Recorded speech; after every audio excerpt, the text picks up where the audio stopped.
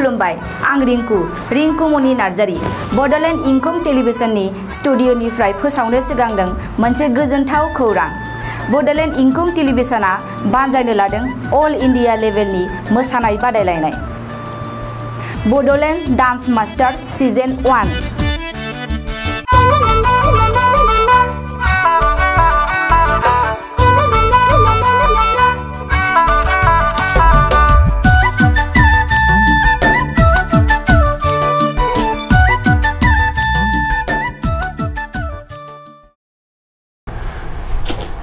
बर' हारि थामोनथानि थाखाय बर' हारियाव गोबांथार सोमावसारनाया जाबोदों। भारत हादरा उदांस्रि जानायनि आगु समनिफ्रायनो भारत हादरा उदांस्रि जादों। बेनि उनाव गोरिब दुखुयाफोरनि थाखाय मोनसे सोमावसारनायनि हाबाफारि बानजायफारि लादोंमोन बिष्णु प्रसाद राभानि दैदेननायजों। कमिउनिस्ट सानथौनि गेजेरजों बे सोमावसारनायखौ मावफुंदोंमोन बिष्णु प्रसाद राभाया। बेनि उनाव बर'फोरनि थाखाय बर'फोरनि राजखान्थियारि रांखान्थियारि सोलोंथाइ गासै बिथिंनि थाखाय जौगाखांनायनि सान्थौखौ लानानै plains tribe council of Assam PTC राजखान्थि दोलो दानाय जादोंमोन 1967 इं मायथाइयाव 27 फेब्रुवारि खालि। बै समनिफ्राय बर' हारि थामोनथानि थाखाय आलादा सोमावसारनाय हाबाफारिया जादोंमोन आरो आलादा रायजो नांगौ बर'फोरनो बे सानस्रिखौ बर'फोरनि गेजेराव सोनानै होदोंमोन PTCनि बै समनि दैदेनगिरिमोना। बेनि उनाव 1987 इं मायथाइनिफ्राय दुलाराय बर' फरायसा आफादा जांख्रिथायखौ बांसिनै नांसिगौनि दाबि लानानै कनसेप्ट लानानै सोमावसारनाय हाबाफारि बानजायदोंमोन।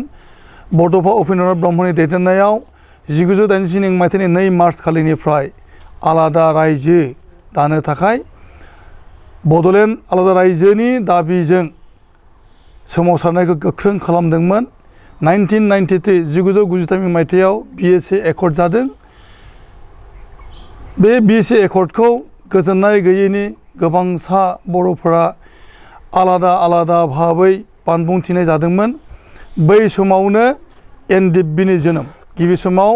बड' सिकिउरिटि फर्स BSF रन्जन दैमारिनि दैदेननायाव। बे समावनो BLT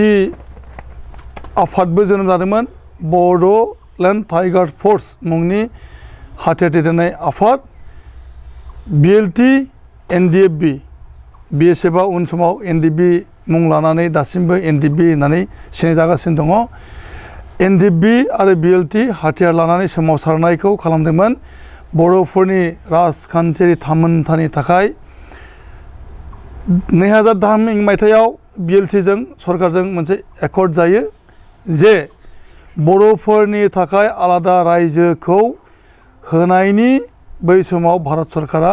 बिथांखि गैथ'वा। भारतनि खुनु रायजोखौ सिफायनायनि पलिसि गैथ'वा ओरै होननानै BLTनो खोथा होदोंमोन आरो बुंदोंमोन जे नोंथांमोना जेब्लानाखि भारत सरकारा पलिसि एडप्ट खालामगोन आलादा रायजो दाफुंनायनि थाखाय बै समाव फार्स्ट प्रायरिटिखौ होनोसै बर'फोरनि थाखाय ओरै होननानै BLTखौ राजि जाहोदोंमोन BTC एकर्डनि थाखाय आरो BTCआ गायसनजादोंमोन। NDFBआ 2005 इं मायथाइयाव पिस एकर्ड खालामो माने सिजफायार एकर्ड। बे सिजफायार एकर्डनि गेजेरजों आलादा रायजोनि थाखाय सावरायनाया जुरिनाय जादोंमोन। भारत सरकारनिफ्राय बुंनाय जादोंमोन जे NDFBआ सभरेन्टि आलादा बड'लेण्ड बिदों आरो भारत सरकारा बड'लेण्ड सभरेन्टिनि थाखाय पक्षपाति नङा एबा होनायनि थाखाय रायलायनो हाया।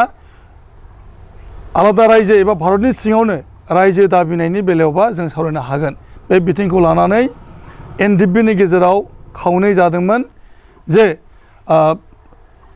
बै समाव बांलादेशआव दंमोन NDFBनि चेयारमेन रन्जन दैमारि बिथाङा आरो आसामाव दंफैसोमोन गोबांथार NDFBनि दैदेनगिरि बि सुंथा लेङाइ आफादगिरि माने धीरेन बर' आरो गबिन्द बसुमतारीनि लोगोसेनो बि बेंगा बि सुग्रीब गोबांसा दैदेनगिरि बिथांमोना आलादा रायजो भारतनि सिङावनो आलादा रायजोनि जिनाखि प्रप'जाल बेहाय साबमिट जानानै रेजलिउसन लानानै मेम'रेन्डाम गथायो नाथाय रन्जन दैमारिनि दैदेननाय एन.ड एबा बांलादेशआव थानाय फेक्सन एन.ड.आ साबजानाय मोनाखैमोन बै जाहोनावनो मोननै लामायाव आगान सुरदोंमोन एन.ड.आ एन.ड.पि आरो एन.ड.आर महरै फैयै फैयै दिनै समाव एन.ड.आ मोनब्रै जाफैदोंमोन जिहेतु एन.ड.नि रन्जन दैमारियाबो उन समाव भारत सरकारजों सावरायनो थाखाय सिगांबोबाय नाथाय संबिजित दैदेननाय एन.ड.आ भारत सरकारजों सावरायनायनि जिनोखि पलिसि एबा प्रप'जाल बेखौ सुख'नाय मोनाखै बिथांमोना म्यानमाराव थांफिननानै आलादा भाबै एन.ड.खौ लाखिनानै दोनो संबिजित दैदेननाय आफाद हिसाबै उन समाव संबिजित दैदेननाय एन.ड.खौ जोङो सावरायग्रानि सावरायग्रानि आखायाव मोननाय जायो संबिजितआ जिहेतु उन समाव बिथाङा आजिरा लानाय जादोंमोन एन.ड.निफ्राय आरो बिथाङा कार्बि आंलंनि कार्बिफोरनि मोनसे हानजायाव बाहागो लाहैदोंमोन दा समाव जों दङ एन.ड.नि जागायजेन बुब्लिनिफ्राय नांथाबबोनाय बि सुग्रीब बिथांजों बिथांनि न'आव बिथांजों जोङो सावरायनि एन.ड.नि मावथांखि आरो दा समनि एन.ड.नि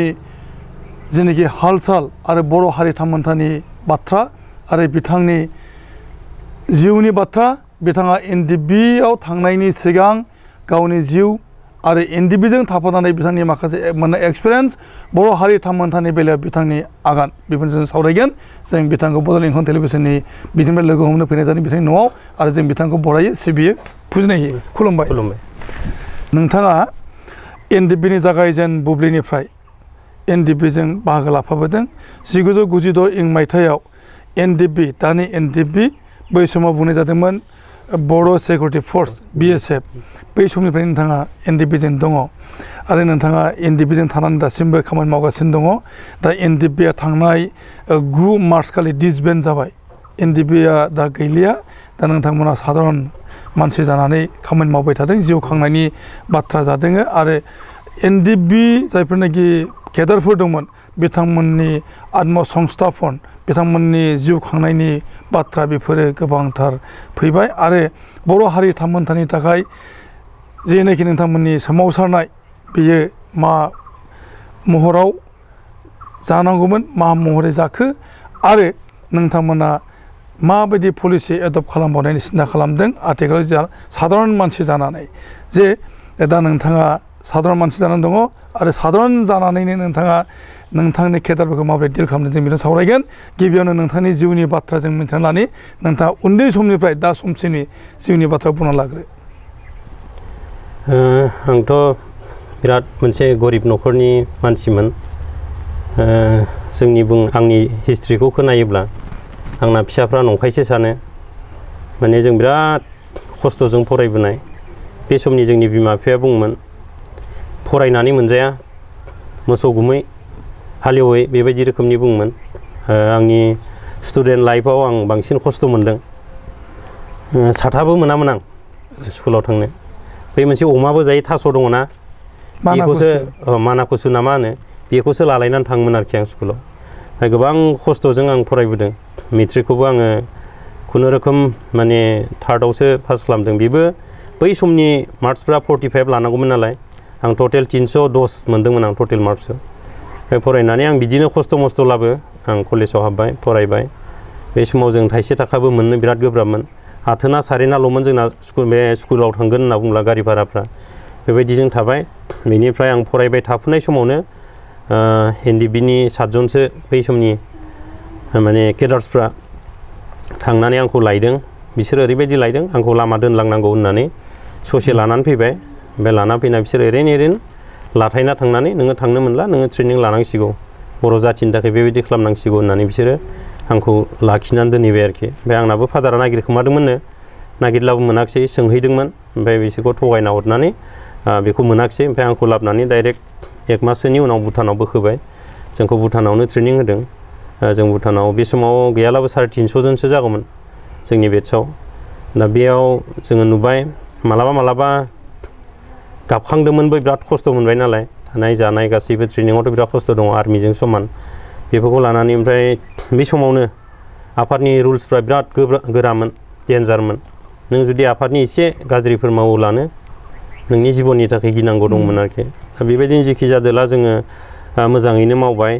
थाबाय ट्रेनिं लाबाय बिनि उनफ्राव जोङो जाथिनि थाखाय जि मावनो होननानै थैथां समायखिरा लानाय आं खिन्थु मोनसे खोथाखौ बुंनो सानो आं आफादाव थांनाय माने थैथां जाथिनि थाखाय मावनो होननानै थांखानाय आफादाव जे आरोबाव हाबा लानाय दं आं बेखौबो मिथियामोन हाबा लानो मोनो बेखौबो मिथियामोन आरोखि ओमफ्राय उनावसो मिथिबाय लोगोफ्रा सोंबाय नों बेसेबां बोसोर होखो आंनाथ' 24 जागोन होनना 24 होबाय आंना है होमबालाय जाबायलै मानो होनना माने आफादाव नोङो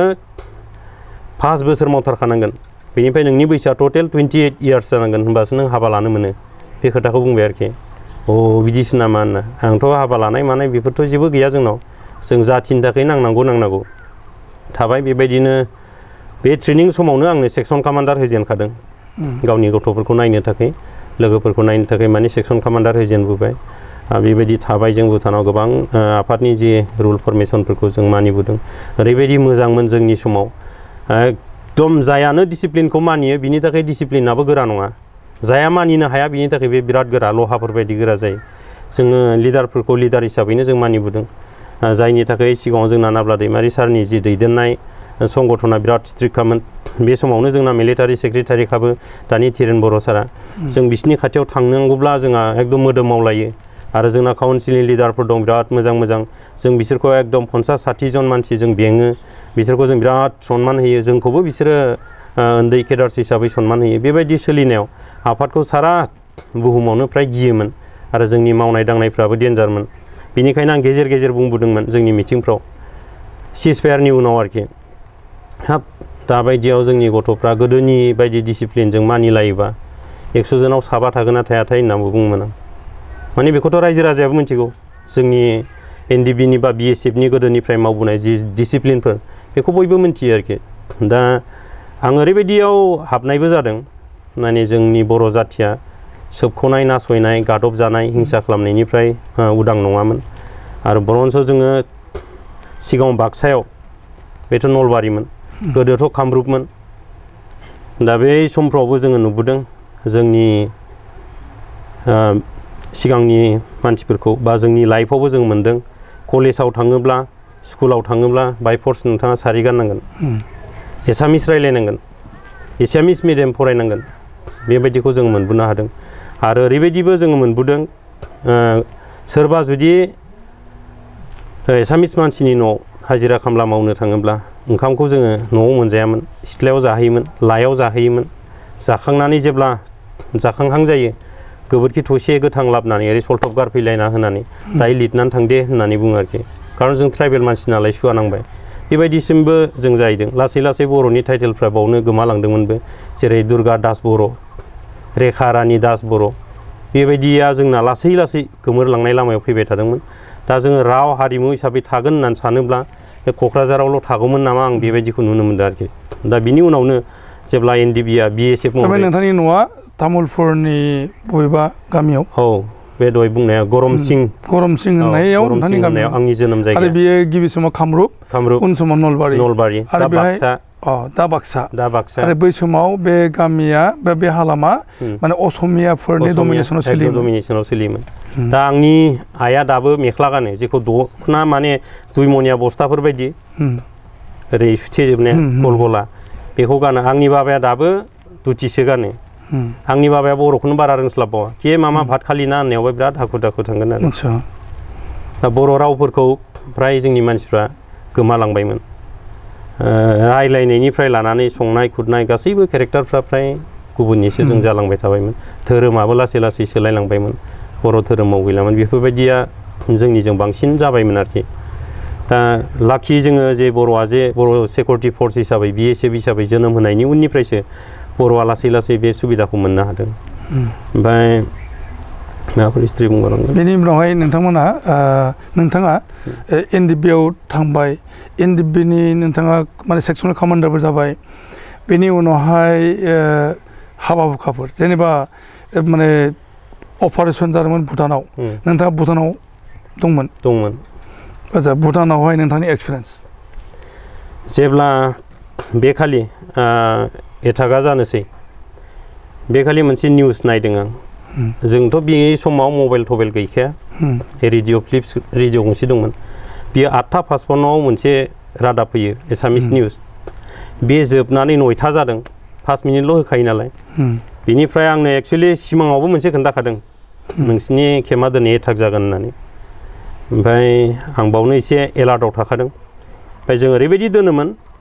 सिरियाल ओरै दावदैफोरबो दोनोमोन आरोखि बेनिफ्राय जों केम्पजों जगाजग लादोंमोन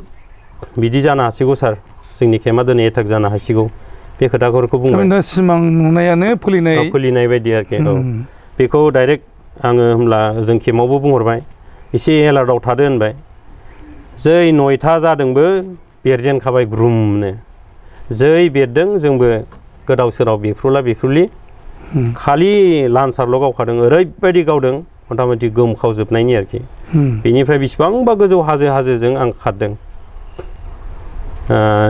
गोजौनिखौ गोसोखांनानै आरोखि भगबानाव आं गावखौ गथायनानै जेब्ला खाथिंलांबाय थादों थाङै थांनानै आं सान्दों आर्मि पुलिसा दैबारिजों फैयो जेरै प्लेन बेजों फैगोन बेनिखायनो बबेया जौसिन हाजो बावसो गाखोनांगौ नांगौला बाव बांसिन टाइम लाथों बे हाजोआव गाखोनानै आं जेब्ला थांबाय थादों 7 जन मानसि जोङो सेंग्राफोर गोजा जोंना बांकाराव थानाया सिलायबो लायाखिसै जेबो लायाखिसै खारदों आंना सिलाया एसे 2-3 जादोंमोन बे समाव बेनिफ्राय आङो गंसेखौ बे हाजोआवनो जोख्लायना गारबोदों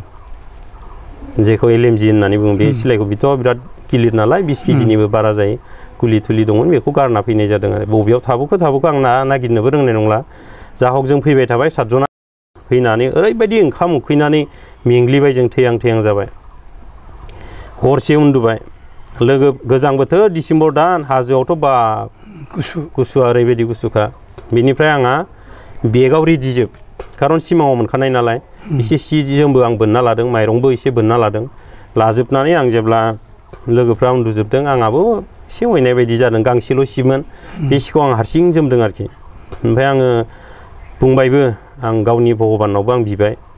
हाब प्रभु नोङो आंनो गाबोननि दिनाव जेरैखि जाया सासे सिखारि लोगो मोनहोनांगौ जायनि मोदोमाव माइरं दङ अर दङ बेबायदि नङाबा उखैनायजों जों थैनोसै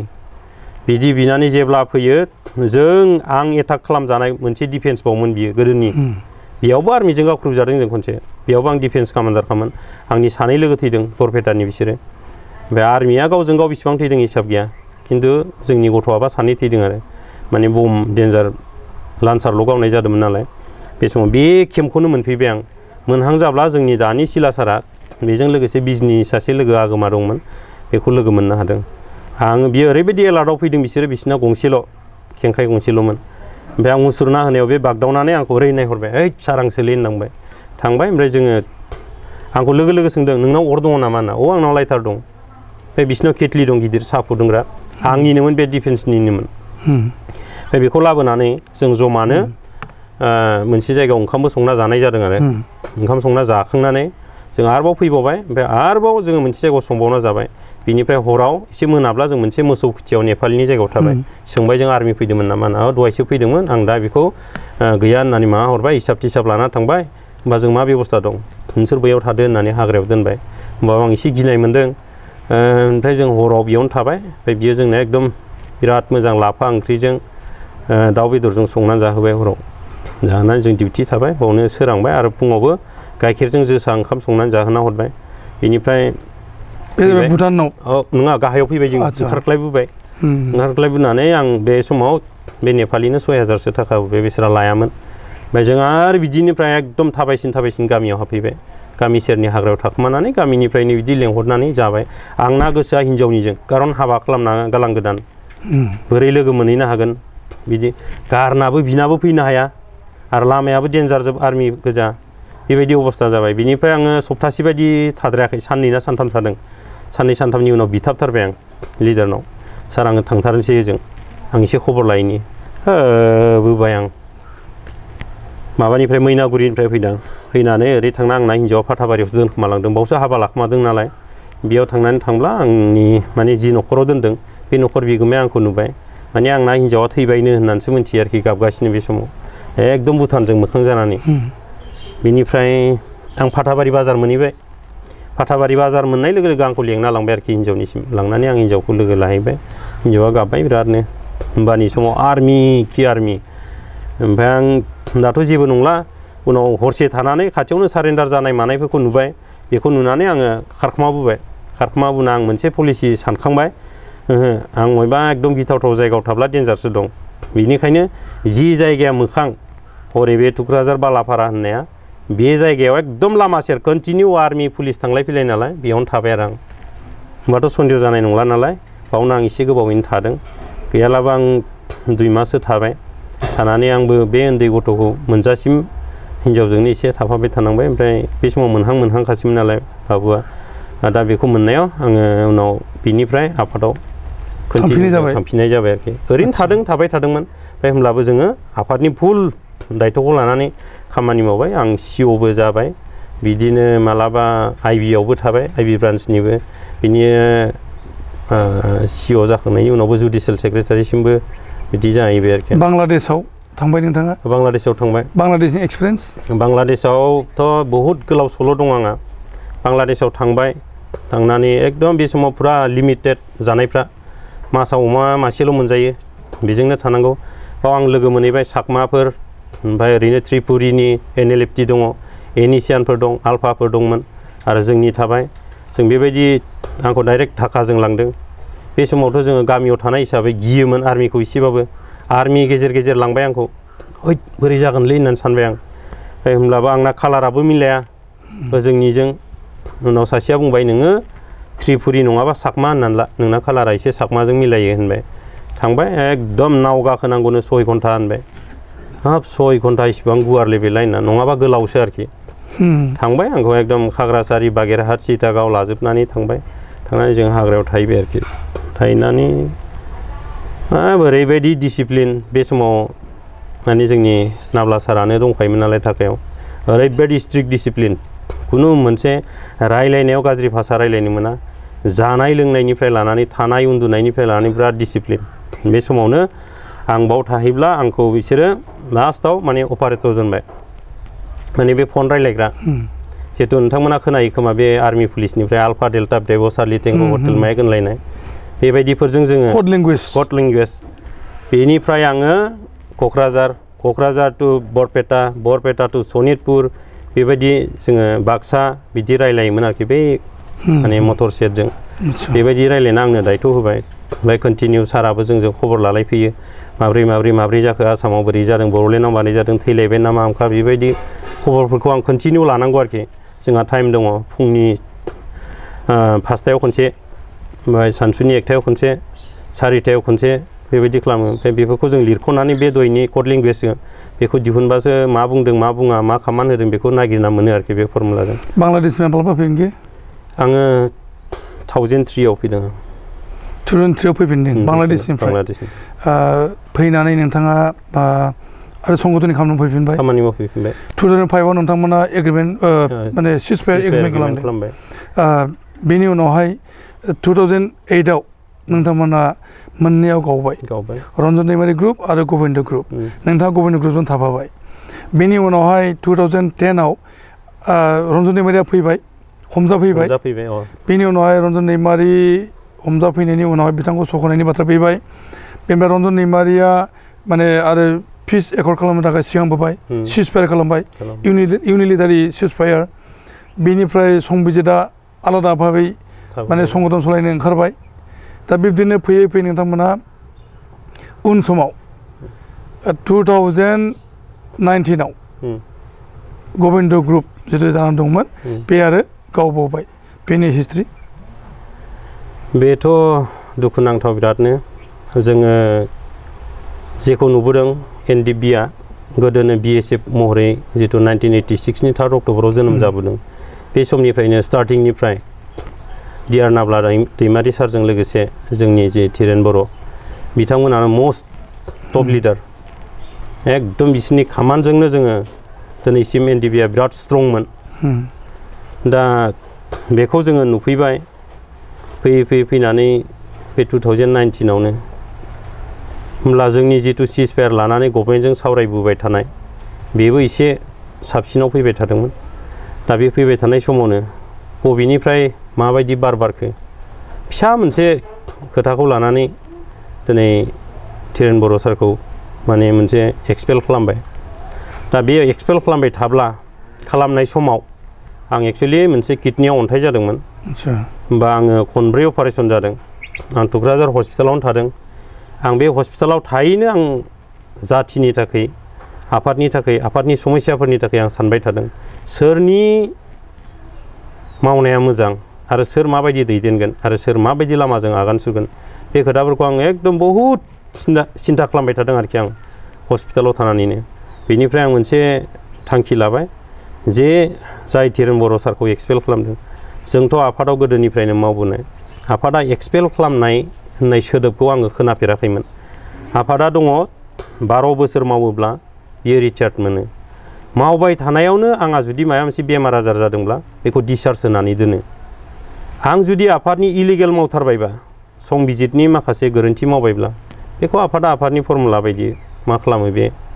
उननि खोथासै आरोखि रायलायनांगौ गैया। दा बेबायदिसो जायोमोन खिन्थु बिथांखौ एक्सपेल खालामबाय। ओमफ्राय दुखु मोनबाय जों बिथां बायदिया दिनै नेपाल बायदियाव हमजानायाव गोरलै गथ'मोन बिनि हिन्जावसा गथ'आ बे समाव बियो 7 बोसोर 7.5 बोसोरसो बियो जेल जादों। होमब्लाबो बियो गावनि गोसोफोरखौ सिफायाखै जाथिनि थाखायनो मावफैफिनदों खामानि मावबाय। बेनिफ्राय थाफैनायाव जेब्ला 2008आव दहायनो रायलायनाय बायदि नाब्ला दैमारि सारनि हान्जा आरो गबिन्द सारनि हान्जा बेबायदि जाबाय। बे समावनो बिथांनो प्रेसिडेन्ट बिबानखौ होबाय।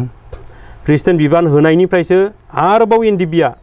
आलादायै चार्टार अफ डिमान्ड होनानै भारत सरकारजों सिजफायार एग्रिमेन्टखौ एसे आलादा खालामफिननाय बायदि जादों। सिगांनि फार्स्ट टाइम 2005नि आयेनफोरा आलादामोन 2008नि आयेनफोरा आलादा जाबोदों। आरो बे समनिफ्रायनो जों सभेरेन्टि सोदोबखौ गारनानै आलादा हादोर सेपारेट स्टेटनि माबाखौ लानानै जों भारत सरकारनो चार्टार अफ डिमान्ड जोङो दाबि सनदखौ जों गथायनाय जादों। दा बेबायदि सावरायैनो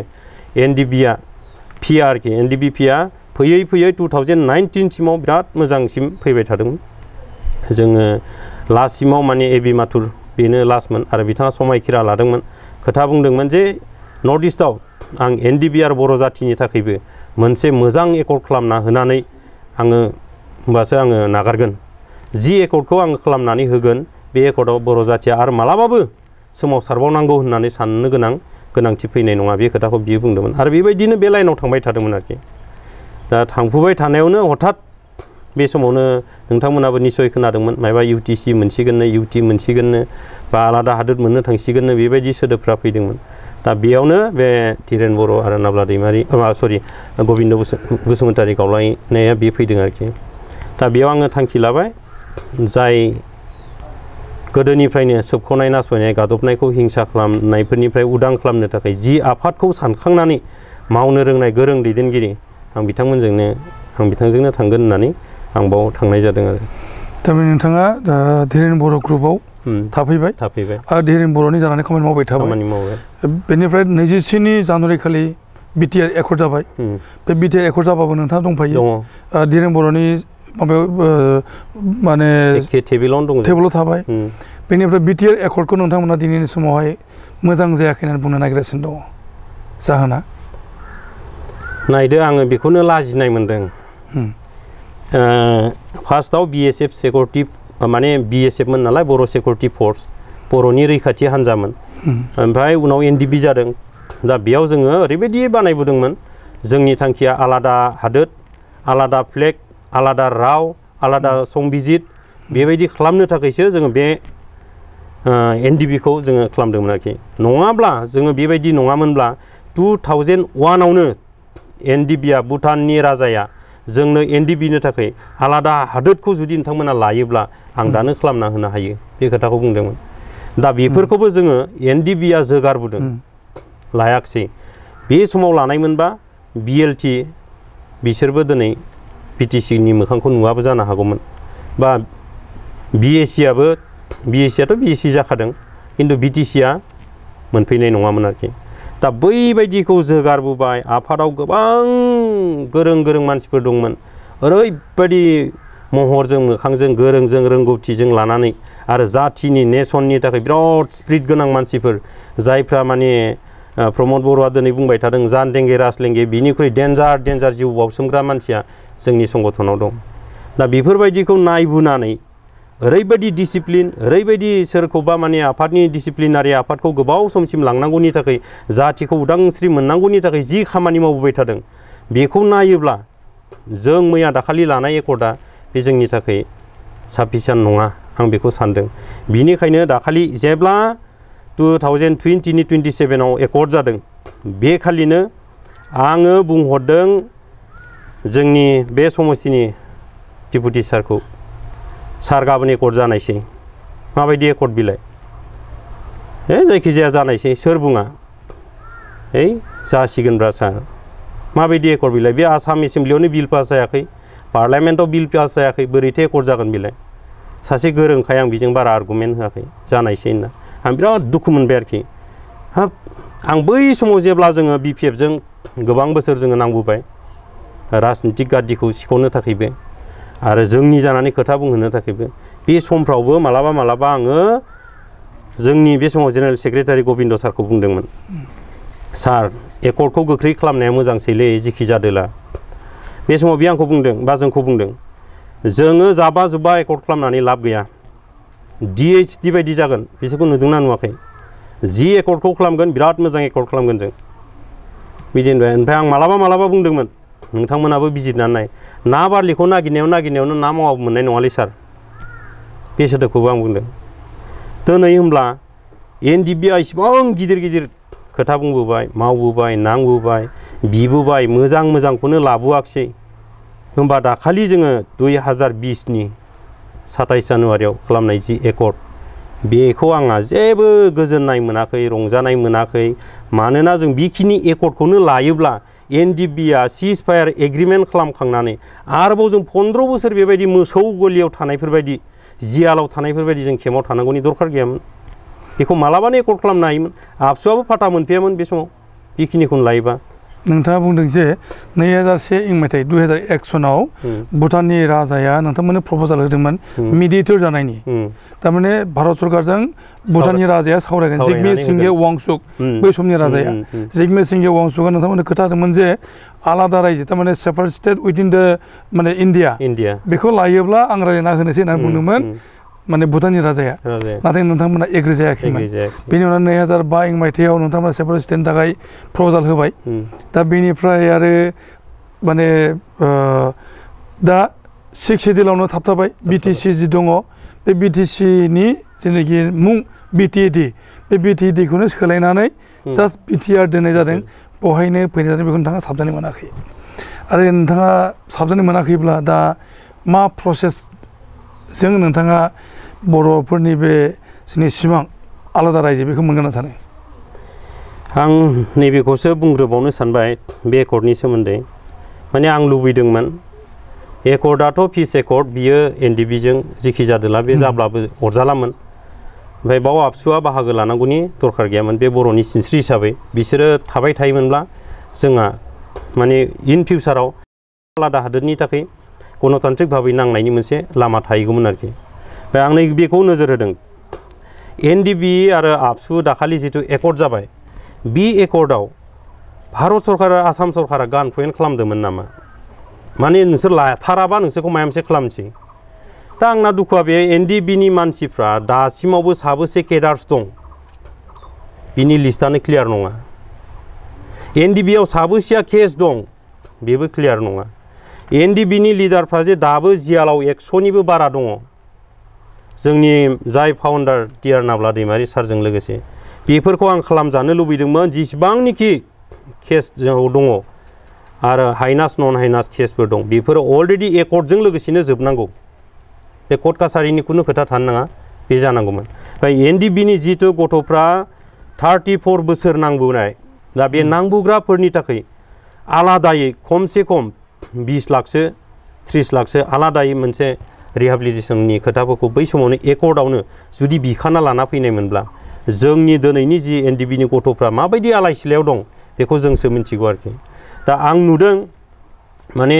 आंखौ बुंना लानांगोन जों इसिबां गोबाव बोसोर नांनानैबो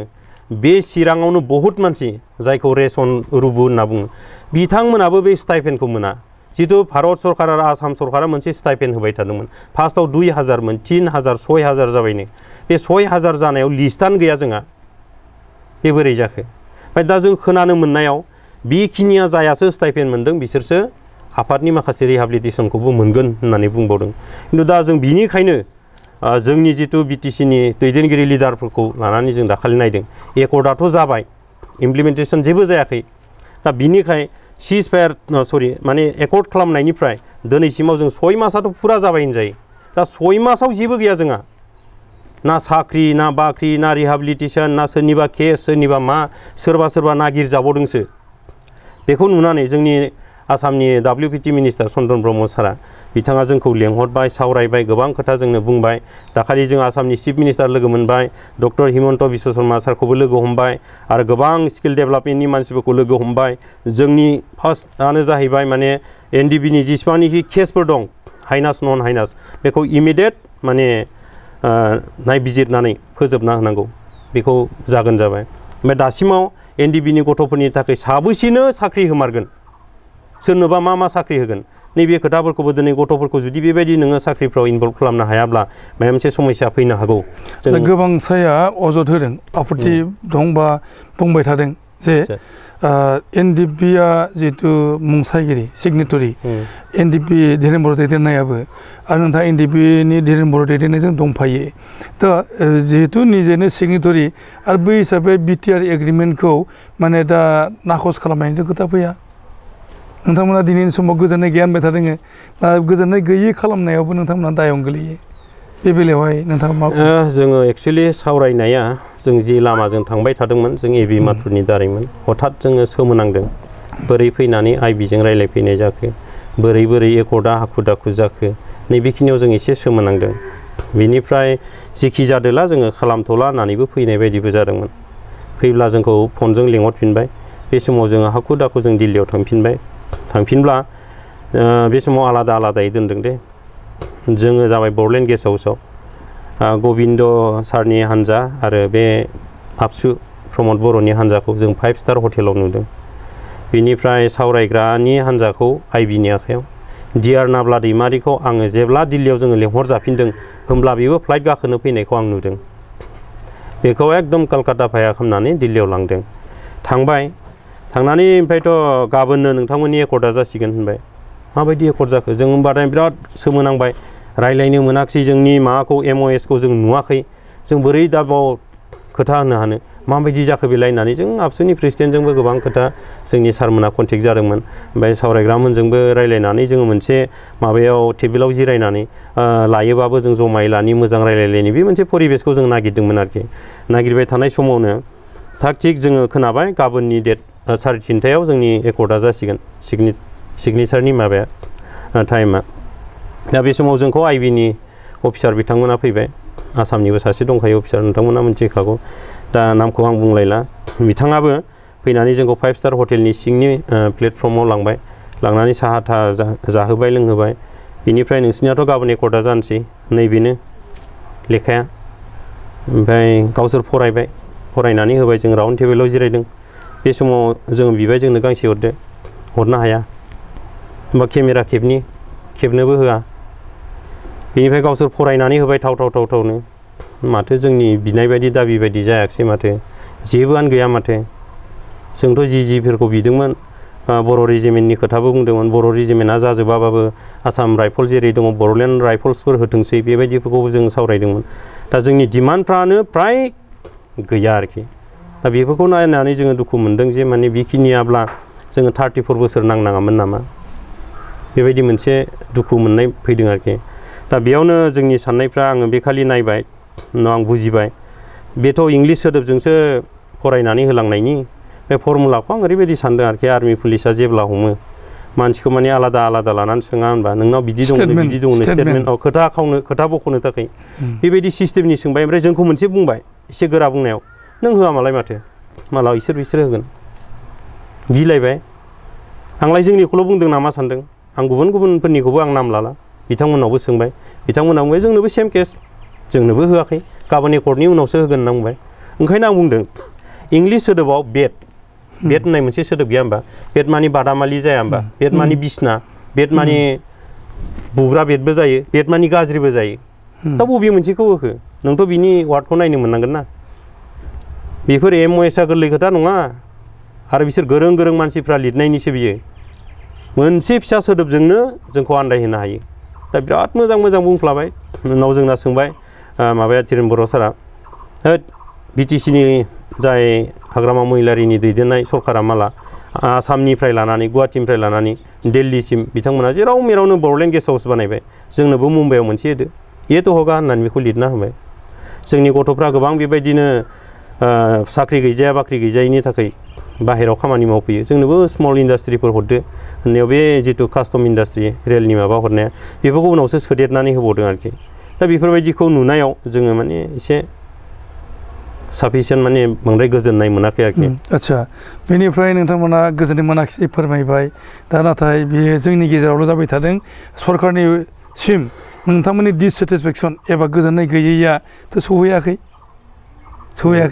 आच्छा जोङो दान्दिसे ब्रेक लादों ब्रेक लानायनि उनाव जों सावरायफिनगोन जों दान्दिसे ब्रेक लादों बिनि उनाव जों सावरायफिनगोन बि सुग्रीब बिथांजों बिथांनि एक्सपिरियेन्सनि बाथ्रा आरो बिथांनि गोसोनि बाथ्रा फैफिनदों जों सावरायबाय थादों नोंथांनि जिउनि बाथ्रा नोंथांनि एन.ड.आव थांनानै नोंथांनि मोननाय एक्सपिरियेन्स आरो बिटिआर एकर्ड आरो डिसबेन्ड जानायनि उनाव एन.ड.नि हालोद नोंथाङा बुंबाय जे गोबांसा केडारमोना दिनै खामानि गैजाया आरो अनसुंथाइ गैया आख' फाख' गोग्लैबाय थादों होनना बुंदों नोंथाङा थ' बिटिआर एकर्डनि उनाव नोंथांमोननि गौथुमा डिसबेन्ड जाबाय 9 मार्च खालि बिनि उनावहाय मिथिनो मोन्दों नोंथांमोना गोदानै मोनसे कर्डिनेसन कमिटि दाफिनदों बे कर्डिनेसन कमिटिनि खामानिया मा जागोन बे आच्छा जोंनि जितु कर्डिनेसन कमिटिनि खामानिया जाहैबाय जोंहा नाम्बार 1 केस दङ 1986निफ्राय लानानै 2020 सनसिम बिनि 27 जानुवारिसिमाव गोबां एन.ड.नि लिडार्स एन्ड केडार्स गासैबो हाइनास नन हाइनास गोबां केस दङ दा बेफोर केसफोरखौ जों माब्रैबा जोङो बे कमिटिनि गेजेरजों जोङो जिखि सरकार फैया मानो गाबोन इउ.पि.पि.एल फैयो ना बि.पि.एफ फैयो ना ए.जि.पि फैयो ना बि.जे.पि ना कंग्रेस फैयो बिसोर फैयोब्लाबो बे सरकारनि खाथियाव जोंनि जितु बाव एमअएसआव लिरनाय दङ दा बेफोरबायदि केसफोरखौ जोङो बेजोंनो बे कमिटिनि गेजेरजोंनो जों फोजोबनो जोङो बेखौ थाबायनो थाखाय बे कमिटिखौ जों दानाय जादों आरो जों बेखौ आसामनि चिफ मिनिस्टारनि खाथियाव थांनानैबो जों बे खोथाखौ बुंनायाव बिथांमोना येस कमिटि दाना लानाया मोजां जों बे खोथाखौ बिनिफ्राय कमेन्ट मोननायाव जों बेखौ बानायदों आरो बे खालिनो जों बुंबोखादों जे जोंनि गथ'फोरनि थाखाय रिहेबिलिटेसननि खोथा बेयाव लिरनाय दङ एमअएसआव लाम साम दा लाम सामब्ला बेसेबां होमारगोन मा मोनमारगोन बे खोथाफोरखौबो जोङो माखासे सोंनाय जादों आरो होयोब्ला माब्रै होगोन बेयाव बुंबावदों माने एकदम फिक्ससो होननानै बुंबावदों 3 बोसोर फिक्स दोनगोन बिनिफ्रायसो दिहुननो हागोन नङाबा रावबो बेखौ दिहुननो हाया बिदिब्ला माबायदि जानांगौ जोंनि गथ'फ्रा जों बेखौ सिन्था खालामबाय होमबा दिनैसिमाव 6 मास जानायाव रिहेबिलिटेसननि थाखाय जोंहा जेबो गैया जायखौ बुंदों जोंना दिनै आबसुनि बारग' आफादगिरि प्रमद बर'आ बिराद सान्ति जाबाय मोजाङाव फैबाय जोंनि एन.ड.नि बिदा फंबायफ्रा सेंग्राफ्रा माने गासैबो न'आव मिनि खुसियै थाहैनो हासिगोन 34 बोसोर नांनानै जोंहा आखायाव जेबो सम्पति गैया होमब्ला गाबोन जोंहाथ' गथ' गथाय जाबाय आंनि न'आव थांनोनो बिस्कुट पेकेटसे लांनो आंनाव फैसा गैया जाय मानसिया खेमाव राना रुफोरा थाबाय थानाय मानसि होमब्ला बिया न'निफ्राय चिरांसिम फैनोबो बिया गारि भारा थाइसेबो गैया आंनि सायावबो लामा नायबोदों न'खरा जोंबो सिमां नुदों एन.ड.बि आफादा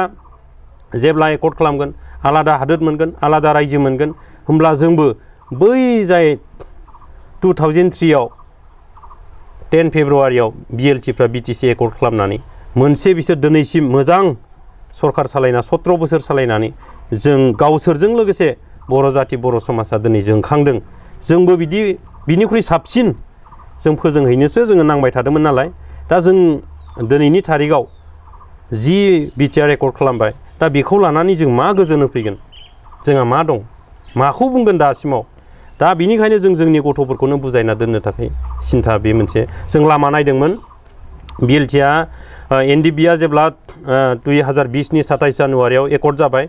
30 थारिखआवनो जोङो आर्म्स ले डाउन खालामनांबाय सारेन्डार जानांबाय बे खालि जों सानदोंमोन जे जोंनि थाखाय आसामनि चिफ मिनिस्टारनिफ्राय लानानै डक्टर हिमन्त बिश्व शर्मा सारनिफ्राय लानानै बा जोंनि गासैबो साब्रै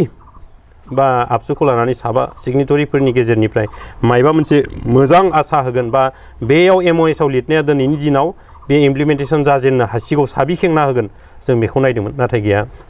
7 फेब्रुवारियाव बाव बिराद गिदिर मास गेदारिं खालामबाय क'क्राझाराव बेयावबो जों लामा नायदोंमोन जे माने बेयाव भारतनि प्राइम मिनिस्टारा फैगोन हिसाबै दा जों बिथांनिफ्राय मायबा मोनसे बिराद गिदिर आसाजों जों नेदोंमोन सारा बुहुमनि मानसिफ्राबो आसा खालामदोंमोन बर' रायजो राजाफ्रा थांदोंमोन जमा जादोंमोन बेयाव रायलायदोंमोन जोङो नुबाय फैनायनि उनाव जेबो गैया सान्थिनि खोथाल' बुंलांबाय जोंनि थाखाय खुनु मोनसे इमप्लिमेन्टेसननि खोथा बुङाखिसै बर' जिथु एन.ड नि थाखाय जेबो बुंलाङाखिसै ओरैनो अल इन अल बर' जाथिनि सान्थि माबानि सोमोन्दैल' बुंनानै थांबाय आरो बावबो लामा नायदोंमोन आं माने जों आरोखि जोंनि साब्रै सिगनेटरि एन.ड नि लिडारफ्राबो माबा मोनसे बुंनो मोनगोन खोमा बारग' आबसुनि प्रेसिडेन्ट प्रमद बर'आ एकदम एनिफ्राय जेसिम बे भारतनि प्राइम मिनिस्टारखौ बाख्नायबाय आसामनि चिफ मिनिस्टारखौ बाख्नायबाय हिमन्त बिश्व शर्मा सारखौ बाख्नायनानैनो सेस थाङै थुङै एन.ड नि साब्रै सिगनेटरिया जेबो गैया बुंनो मोनाखिसै बुंना लानो मोनाखिसै जोंहा मा अभाब दं मा खालामनांगौ मा खालामनाङा बेफोरखौ जों माने बुंजानो मोनाखिसै जायनि थाखाय जायखौनोखि दिनै जाम्बा होननानै बखिबाय थायो BTC नि चिफ हाग्रामा महिलारि सारासो बुंबाय एन.ड नि जिथु हाइनास नन हाइनास केस दङ बेखौ इमिडियेट माने एक्सन लानांगौ बा फोजोबनानै होनांगौ आरो बिसोरनि थांना थानाय रिहाबिलिटेसननि खामानिखौ इमिडियेट मावना होनांगौ सरकारा होननानै बिथाङासो बुंबाय दा बिथांनिफ्रायसो जोङो दिनै खोनानो मोनबाय आरो दा बिथांमोननि बुंनायजोंसो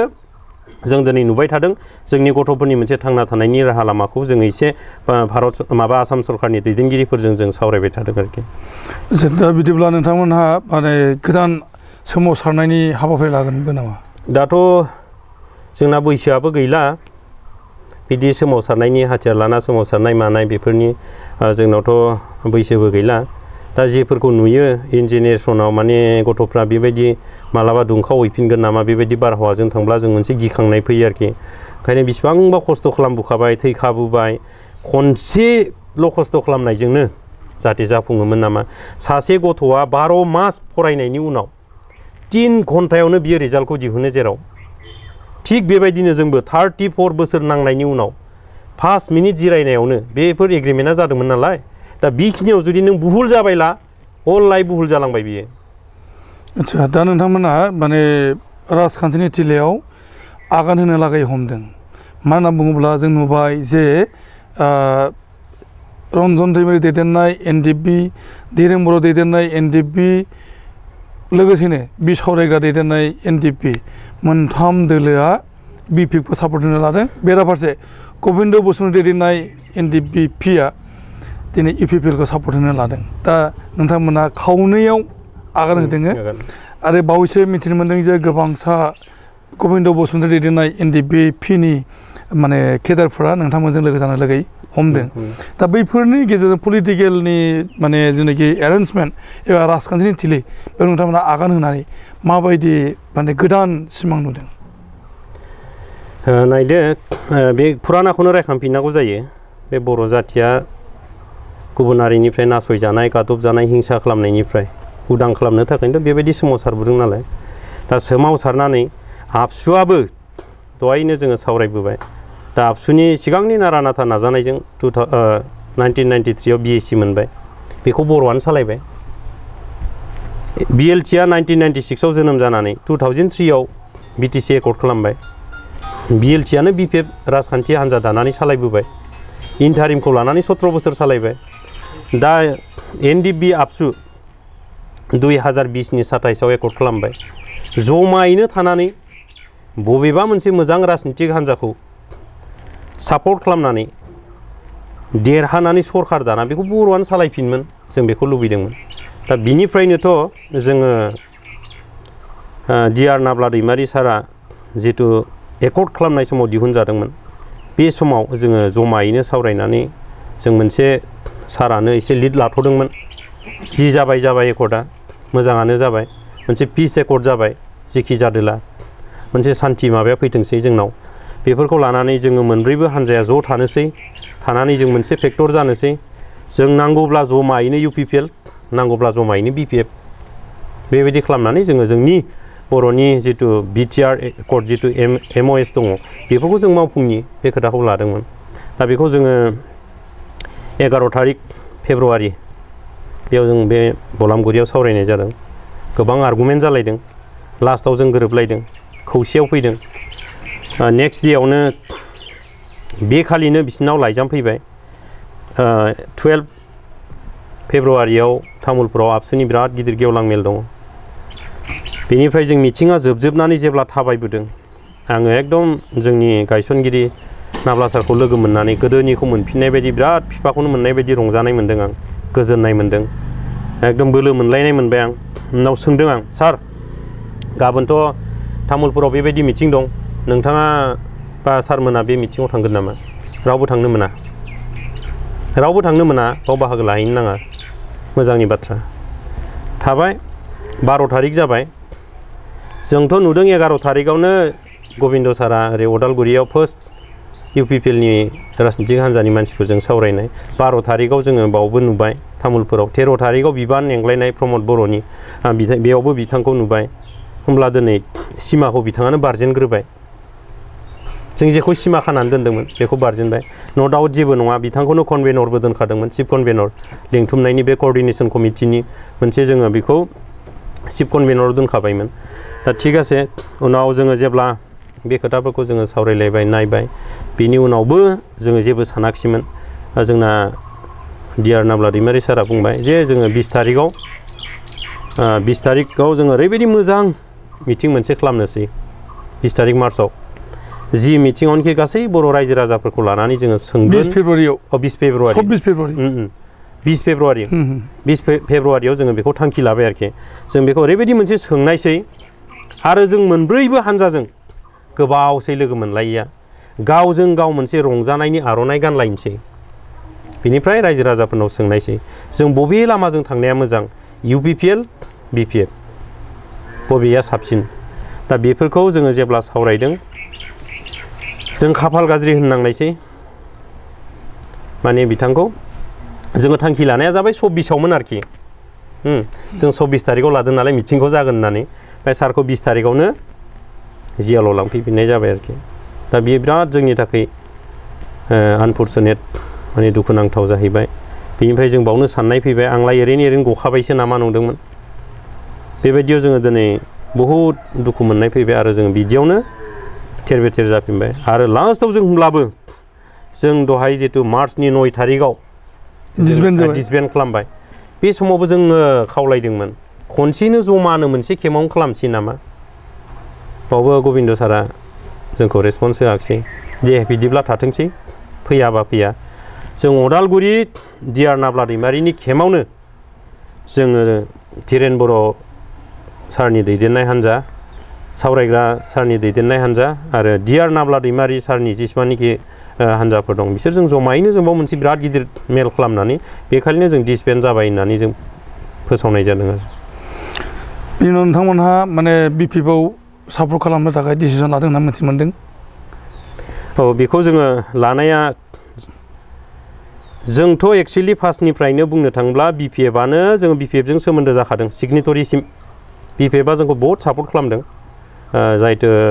हाग्रामा महिलारि सारमोननि दैदेननाय BTC सरकारनि जे WPT मिनिस्टार चन्दन ब्रह्म सारमोन डिपुटि खाम्फा सारमोन दङ आरो माबा जोंना जितु MP बिश्वजित दैमारि सार रायजो सभानि आरो गोबां मन्थ्रिफोरनि हेफाजाबनि गेजेरजों जों सिगांनिफ्रायनो जोङो एकदम भारत सरकारजों सावरायबाय थानाय थांलाय फैलायावनो जोंहा फ्राय BPF बायदि होनजाखादों आरो जों BPF बायदि जाखादोंबो खिन्थु माखासेफ्रा बिथांमोना बबेजों थांब्ला मोजां गाज्रि बेखौ बिराद नायबिजिरजोबदों जायनि थाखाय बिसावरायग्रा सारानो थांनानै UPPLनि दैदेनगिरिफोरजों रायलायदों प्रमद सारखौ लोगो हमनानै माबानो थाखाय बियो थांदों बे समाव बे फैयालासिनो मावथि ब्रह्म हाज'वारिखौ थिनहरलायदों दा बे समाव सावरायनायाव केन्डिडेटनि बेलायाव बिथांमोना जेबो सुबिदा होआखिसै जोंनि बिसावरायग्रा सारनि खुगानिफ्राय खोनाबाय मोनसे गिदिर लैथोआव माने थरसे अन्थाइ गारनाया जेबो माने दोहौ जाया माने नोंथांनि हान्जा गैयालाबो जोंखौ जेबो खालामनो हाया इउपिपिएलखौ बेबायदिबो दिनै बुंबाय आरो डिआर नाब्ला दैमारि सारनिफ्रायबो बुंबाय माने बिथांमोननि मेन थांखिया जाहैबाय डिआर नाब्ला दैमारि सारजों लोगोसे जेसेबांनाखि माने दिनैसिमाव फासि अर्डार जालायनानै थानाय हल लाइफ जेल जानांनाय बिथांमोनखौ माब्रैबा दिहुननो हागोन नैबेखौ लानानै बिथांमोनाबो बिराद सुग्रोमदोंमोन थाङै थाङै सोरबा बिजेपि एजिपि कंग्रेस गासैनिफ्राय थांनानै इउपिपिएलनावबो सोंबाय इउपिपिएलाबो सेम बुंबाय जे माने नोंथांमोननिफ्राय अदालगुरियाव आब' अनजालि दैमारिखौ होनायसै बेनो अल नाब्ला दैमारि सारनि हान्जानि जाथोंसै होननानै बुंबाय बारा बेबायदि रेसपन्स मोनैखौ नुनानै दिनै बुजिबाय आरो जि खोथाफोरखौ दिनै बुंदों आं बुंबोबाय थादों मेल मिटिङावबो हाथियार लाग्रायासो हाथियार लाग्रानि समस्याखौ मिथिगौ जेरै बिएलटिआ हाथियार लानानै सोमावसारनायखाय एन.ड.नि समस्याखौ बिथाङा मिथिगौ केसआ मा बुस्थु बेखौ मिथिगौ माइरं 50 केजि बायो जोङो सिलाइ 7 केजि बायो गुलि 15 केजि बायो हाजोआव मानखोयो बिनि खस्थ'खौ बै गुलि सिलाइ बाग्रायासो मिथिगोन बेखौ दिनै आबसुनि प्रेसिडेन्ट बारग' प्रेसिडेन्ट प्रमद बर'आ जेबो मिथिनाय नङाथ' ओंखायनो आं फिसालाखौ मोनसे उदाहरन होयो बिसोर दा जेबो खामायाखै खस्थ' खालामाखै नालाय बाबा नैबे 10 थाखाखौबो दैखराव गारहैलाय होनबा थलथब गारहैयो बे खस्थ' खालामाखै नालाय ओमफ्राय बिखौ जेब्ला बिमा बिफाया ओंखाम मोनो आङा होननानै होखारना हरो होखारना हरनो नों 10 थाखा खामायना लायनांगौ दिनै नोङो होननानै होना हरजाब्ला बिमायाथ' एसे अनसिननाय थायो नालाय लास्टआव बियो होनो होआ बिमाखौ उनाव थांबाय बियो बाजाराव टाउनाव थांनानै बे सासे मानसिनि भिआइपि रुजुनानै लाबोबाय लाबोनानैसो बियो फैसा हरनाय बाबा होनबाय बिसि मानो बिसिनोलाय आं बेखौ एथ' खस्थ' खालामनानै लाबोदों दा बेबायदि आरोखि प्रमद बर'आ बेबायदि खस्थ' खालामनो मोनाखै हाग्रायाव लिवारा बेसेबां गोथौ अरो बेखौ मिथियाखै आं नै स्टेट देरलायनायनि लिवारजों अरजादों बे बिफाङाव भुटानाव आर्मि पुलिसजों गावलायबा होसोजाब्ला माबायदि जे बेखौ बियो मिथिया बिनिखायनो बियो जेबो जायाखै सासेबो थैयाखै ओरैनो मोन्दों बिटिआरखौ होननानै दिनै बुंदों बे जोंनि थाखाय गासै बर' जाथिनि 50 बोसोर नांबोनायाव जेसेबांनाखि बर' बिमा बिफा एकदम सोरबा रान्दि जाबाय जिनाहारि खालामजाबाय बुथार जाबाय जियाल जानांबाय दिनैसिमबो जियालाव दङ होमब्लाथ' बिथांखौ नुनानैबो खानासो होननांगोन दा बिनिखायनो आंनि साननाय आरो आंनि मतामतआबो बे जे नैबेयावबो आङो दुखु मोनदों एसे बुंनांगोन जाय जोंनि दिनै गभर्नरा सालायफैदों दा जों बेफोरबायदि सोबख'जानाय नासयजानायनिफ्रायनो जोङो उदां मोननो थाखाय बेबायदि दावहा होबोबाय वार खालामबोबाय मानसि थैबोबाय गोबां जोङो बर' जाथिया बेक जाबोबाय दा बेबायदियाव जोंनि मोनखानाय जिथु थाबाय थानाय बिटिसिखौनो आरोबाव दिनै मालायनिसो सालायहोफिननाया बेयो जोंनि थाखाय दुखुनांथाव आरो जों बेखौनो नायदों दिनैबो नोजोर होदों प्रमद बर'नि दैदेननाय जिथु इउपिपिएलआ दिनै सोरबा सोरबिफोरखौ लाफानानैसो सरखार दानो दिनै बोलो होगासिनो दं दिनै जोंनि जिथु बिटिसिनि थाखानाय चिफ सारा मा बुंदों आं बेखौ खुनु पद्देबो मालायनो हगारनो हाया जेखौ जोङो थै थां नांनानै लाबोनाय जिथु बिटिसि बे बिटिसिखौ जोङो आरोबाव राजत्व खालामफिनबावगोन आरो जों बिटिआरखौबो बेजोंनो जोङो दैदेनलांगोन दा बिनिखायनो नंगौ खोथाया सैथो बर'निनो हा नालाय बिनिफ्रायनो उदां जानो थाखाय नाजादों दा बेयाव गासैबो जाथि जनगोष्ठी बयबो ज' थानानै सान्थियै थानानै मोनसे जोंनो सालायफिननो जुदि जों पावारखौ मोनाब्ला होमबा 34 54 बोसोर नांनायनि मिनिङा मा थागोन दा बेखौसो दुखु खालामनानै जों सिन्था खालामनानै दिनै नंगौ बिपिएफआनो सैथो लामाजों थांगासिनो दं दिनै चिफ सारा बुंदों आं बिजेपि जाया आं कंग्रेसबो जाया एजिपि बिजेपि आं जेबो जाया आंहा जाबाय आंनि थांखिया जोंनि लाबोनाय जिथु बिटिसि बेयाव आं देरहागोन आं खिन्थु बिजेपिजों बा गाबोन बिजेपि आसामाव सरकार फैयोबा बा दिल्लीयाव जुदि बिजेपि सरकार जायोबा आं बिथांमोनजों लोगोसे जागोन गिभ एन्ड टेक नोंथाङा आंखौ अनोब्ला आंबो नोंथांजों थांगोन नोंथाङाबो आंखौ अननांगोन खिन्थु आं एज ए नोंनि बिजेपिनि आं आर'नाइ गाना आं बिजेपि जाया बेसो सैथो नालाय दा थिग जोंबो बेखौनो सानदों जों लाबोनाय जिथु बिटिआर बे बिटिआरखौनो जोंनो सालायनो मोनाब्ला गुबुनजों जों मानो सालायजानो होमबा जोंनि इसिबां बोसोर नांनायनि माबाया मा जागोन नैबेखौ जोङो सिन्था खालामनानै दा एन.ड.बिनि मोनथाम धीरेन बर' सारनि ग्रुप सावरायग्रा सारनि ग्रुप जितु आरो डिआर नाब्ला दैमारिनि सारनि ग्रुप लोगोसे जोंजों गोबिन्द सारनि ग्रुपनिफ्रायबो गोबां दङ दिनै बुजिनो हादों मोनथिदों जोङो मा जाखो मा जामारखो जोंखौ माथो जेबो नायफिनाखिसै गाव गावल' केन्डिडेट जानानै एकदम गोसो बायदि दिनै बिसोरो थांबाय गथ'फ्रा मोनजादों ना मोनलोंदों माबायदि अबस्थायाव दं सोर सिखाव जादों ना मा अबस्थायाव थागोन बोरै खालामनांगौ खनथुमनांगोन ना नाङा बिसोर मा जाहैनो हागौ नै बेफोरबायदिखौ दिनै नायफिनो बिसोर समानो गैया दा बिनिखायनो आंबो बिदोंमोन निसिमायाव केन्डिडेट जानो खिन्थु आं निसिमायाव केन्डिडेट जायोमोनब्ला बाव देरहाब्लाबो आं निसिमाखौल' नायनाय जागौमोन जोंनि गथ'फोरखौ नायनाय नङामोन बिनिखायनो आं सानदों जोंनि एन.ड.नि जेसेबांनाखि मावथिफोर दं गथ'फोर दं आं दाबो मिटिं खालामदों धर्ज हमनानै था मोजाङै था 34 बोसोरखौ जोङो नांबाय गाबोन समफोरनो नै इलेक्सना फैगासिनो दं इलेक्सनाव देरहायोबानो जोङो जोंनि जितु गथ'फोरनि थांना थानायनि थाखाय रिहेबिलिटेसनफोरनि थाखाय बे खामानिफ्रा लासै लासै जालांगोन जों बेखौ नोजोर होनानै बिसोर गथ'फोरखौ आं बुजाया जाय दिनै दोनबाय थादों दा बे लिडारफ्रा जोंनो परामर्श होनांगौमोन जों एखे नामल'सो आलदा आलदा लादों टाइटेलासो आलदा आलदा खालामदों सोरबा नाब्ला ग्रुप सोरबा माने गबिन्द ग्रुप सोरबा सावरायग्रा ग्रुप सोरबा दिनै धिरेन ग्रुप गासिबो मोनसे आफादनि कनस्टिटिउसन फर्मेसन मेनिफेस्ट' बिनि दैदेननायजोंनो जोङो फैनाय एकदम मोनसेल' हान्जा बियो नामखौल'सो सिनायलायनो बेबायदि खालामफैदों दा बिनिखायनो जोङो सिन्था खालामदों जे एबारावथ' जोङो जायखौ जों दिनै सापर्ट होबाय आरो मोनसे खोथाखौ दिनै गुबुन जातिफोरनिफ्राय आं खोनादों बे जाहैबाय ओरैबायदि खोथा बुंदों जि जायगायावनोखि एकर्डकारिफ्रा बांसिन दं जों बिसोरनोनो भटखौ होनांगोन आरो देरहा होनांगोन खारना जाहैबाय जुदि बिसोरो दा जेननानै जुदि आघात जायोब्ला जेरै बिराद खस्थ' खालामना फरायनानै जेब्ला मेट्रिकआव फेल जायो होमब्ला फासि नाङा होमबाथ' बैसोरबो जुदि दिनै नाङै नांबोनानैबो जेबो मोनाब्ला सरकारा जुदि आरो मालायजों सालायजाफिननाङोब्ला बैसोरनि गोसोफ्रा गाज्रि जानो हागौ होननानै मारुवारि थारुवारि मानसिफोरजों आं रायलायनो मोन्दों आरोखि बे समाव बिथांमोना होनदों दा जोंनाव मोनसे सान्थि फैबाय जोंनि फिसाफोरखौ जों स्कुल कलेजाव हगार हरनो हानायसै हाथाय बाजार मार्केट खालामनो मोननायसै बिजनेस खालामनो मोननायसै होमबा बैसोरनि गेजेरजोंसो सान्थिया फैगोन दिनै बिनिखायनो जेराव दिनै एन.ड.नि बांसिन हान्जायानो जि सरकारखौ बा जि पलिटिकेल हान्जाखौ सापर्ट खालामदों दिनै बेखौनो जोंबो सापर्ट खालामगोन होननानै दिनै बिथांमोना बुंदों जों गोबांथार सावरायबाय आरो गोबांथार सावरायनो दंबावोमोन जोंहा समा गोबां गैया जोङो बेखिनियावनो जों दिनैनि सावरायनायखौ फोजोबनो सिगांदों जे बि सुग्रेब बिथाङा आगु समनिफ्रायनो एन.ड.जों दङमोन आरो दिनै समसिम बिथाङा हारि थामोनथानि थाखाय गाबखांनाय दङ दिनै बिथाङा बि.पि.एफ दोलोखौ सापर्ट होनो थांनायनि बेलायाव माखासे माने बानबुंथि होदों आरो फैगौ समाव बिथाङा बर' हारिनि मोजांखौ हास्थायबाय थादों मिजिं खालामो हारि थामोनथानि बिथिङाव बि सुग्रेबनि बिहोमाया जोबनानै थांनाय नङा गोजोन्थों खुलुमबाय